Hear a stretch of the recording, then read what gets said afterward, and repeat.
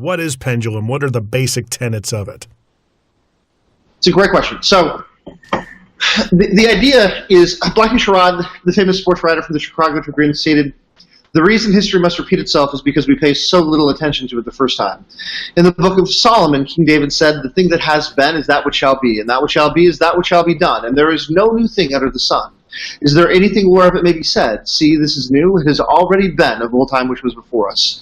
The idea is that human beings are cyclical, that we are predictable in nature, especially in large groups. And pendulum theory, when we went out to do the research, was designed around the idea to identify what that pattern might be, what that system is. And what we discovered was a psychological pattern that human beings always take a good thing too far.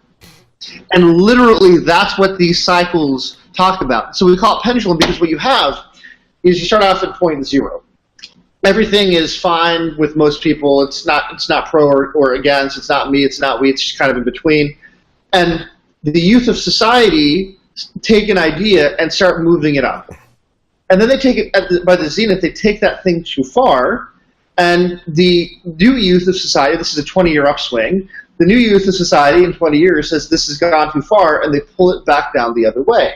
Until that downward swing of youth goes up the other way and takes that too far, and then their kids or grandkids say that's too far and take it back down the other way. So literally what you're looking at is a pattern of taking a good thing too far. Mm-hmm. People today might say, oh, me is bad or we is bad. Neither are bad. They're both beautiful things. It's simply when you take anything too far, it's too much. I remember when I was 12, I went to, I had $3 and I went to the local grocery store and I bought myself a half gallon of lime sherbet and I ate it in an hour. I guarantee you I will never eat lime sherbet again because I took a good thing too far. You're not meant to eat a half gallon of lime sherbet by yourself. But in a bowl, it's great. It's fine, right? So there's a value in a me and there's a value in a we. The value in a me is about freedom and expression and self-expression and being able to dream and believe in big things, right? And the beauty in a we is it's about coming together and doing what's best for society as a whole. It's about thinking about the connections and relationships between people. Neither of those are wrong. They're both beautiful things. But what happens when you take me too far? When you take me too far, you become a society that is plastic and phony and a society of posers in essence. Right? So we reject that plastic nature, and the youth of society swing back towards a we mentality where our currencies are authenticity and transparency and about being real. When you take we too far, we lose our sense of self-identity, our individuality, and we start to demonize other people in groups.